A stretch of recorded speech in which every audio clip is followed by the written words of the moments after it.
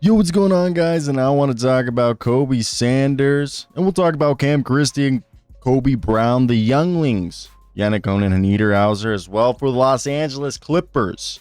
Lawrence Frank's doing something right outside of the aspiration scandal. Now that I digress, I actually interviewed Kobe Sanders. I spoke to Kobe Brown at the Combine and Kobe Sanders, but I actually had a Q&A. You can go check it out with hoopshype.com. Kobe Sanders comes from a legendary basketball family. The Driscolls on his mother's side, they're like North Dakota legends, the whole family there. We always knew this guy was a point guard at Cal Poly. I had a buddy who went to Cal Poly, was part of the basketball program as a manager, and he told me, watch this guy when he goes to Nevada, played more of like this swingman role where, dude, first off, the guy guards 94 feet, but he can play the 1, 2, or 3, 6'8". And he was someone that I thought was always going to be a potential steal in the draft, and he was someone that I thought was a sleeper first round pick. Now that didn't happen, but he fell to 50th in the draft, and that's going to come out to be a bargain. Now, if you look at the current roster, and before we continue, I want to hear your thoughts on Kobe Sanders. Do you think he could be a potential player for you guys?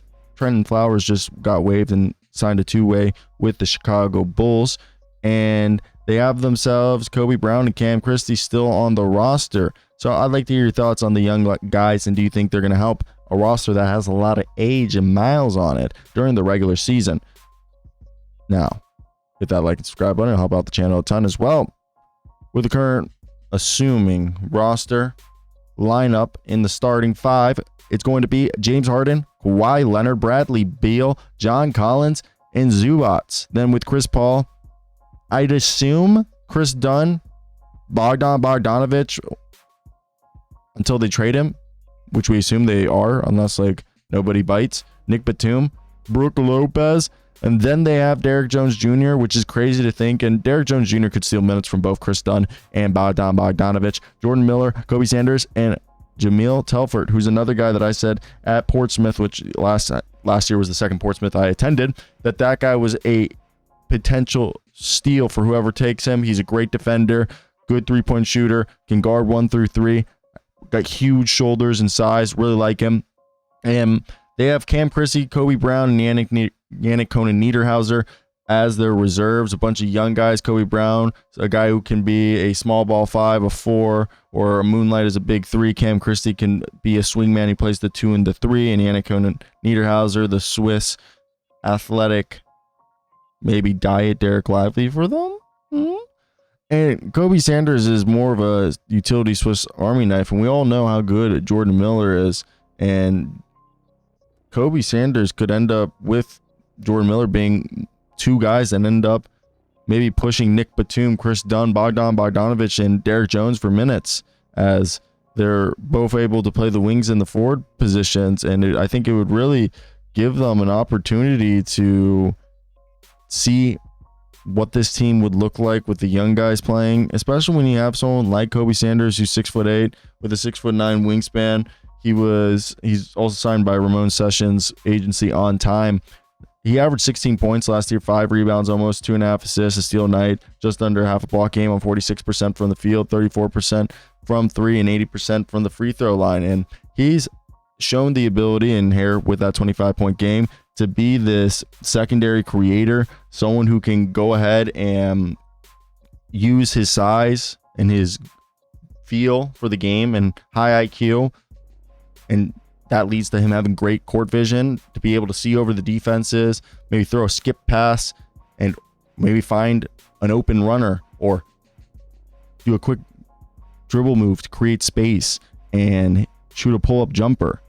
I think the way he plays with poise, he doesn't get sped up. He plays with his own pace, and he makes really solid reads against set defenses. And he's shown the ability to make plays out of ball screens. He's comfortable hitting open rollers and cutters whenever the defensive collapse. And for being a guard, again, he's 6'8". He positions well, doesn't shy away from contact on the glass, and he's a capable rebounder, which is huge. And that's, again, given to him having this good size, decent frame. Yeah, he's not the longest guy in the world, but he's 6'8" with a 6'8", 6'9" wingspan. And that's something you want, especially as someone who is going to be, obviously he's not going to be a lead guard in the NBA or someone who's going to initiate the offense consistently, but he's going to be someone who can, occasionally orchestrate some plays, occasionally have the tools to survive You know, not only when the demand is needed for him to have the ball in his hands, but to physically play up. And I think in offense where Tyronn Lue's going to have some, you know, motion heavy or read and react systems that aren't going to rely on straight line bursts, because this is an older team, he's smart in that type of structure sets. And defensively, we're seeing the kind of Swiss Army knife that he is. He'll guard 94 feet. He'll show up early. He can, you know, guard off the bounce, doesn't give room on closeouts, and he provides help side defense, especially as a shot blocker because of his size. And that's something you want to see. And especially with Jeff Van Gundy being the coach here, it's huge.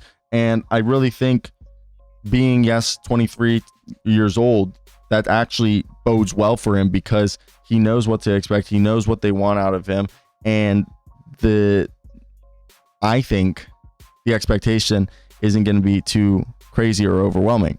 Now, Cam Christie, Kobe Brown, I think could get more minutes than you think. Nick Batum is old.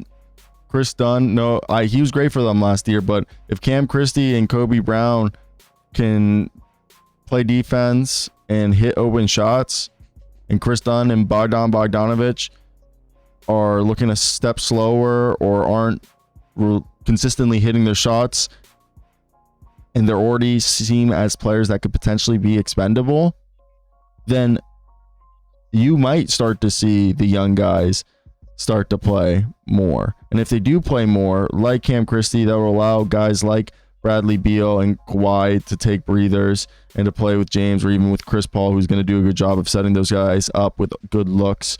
And having Chris Paul be the oldest guy on the floor, when maybe you do run a lineup of Yanic Konan Niederhauser, Kobe Brown, Cam Christie, Jordan Miller, or Kobe Sanders, and you have all this, and you have Chris Paul orchestrate and tell. Or you could really run lineups where it is Cam Christie, Jordan Miller, Kobe Sanders, Kobe Brown, Yanic Konan Niederhauser, and you have Kobe Sanders be the orchestrator of those lineups because of the ability he has as a ball handler and as a facilitator.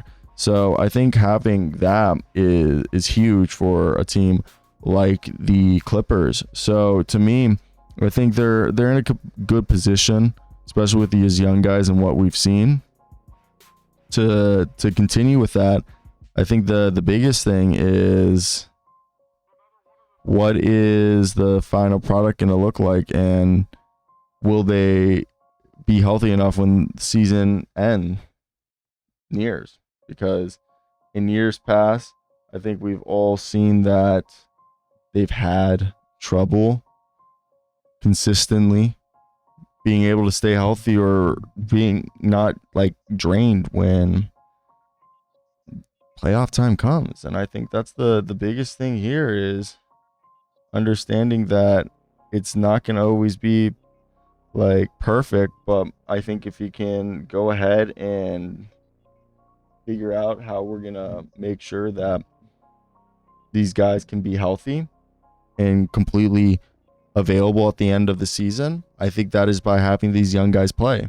So, and we're maybe seeing glimpses of that in this preseason. Opening day is a few days away, so we'll see if that comes to fruition. If you made it to the end of the video, hit that like and subscribe button. It'll mean a ton and help out the channel. Thanks, guys. Go check out hoopshype too.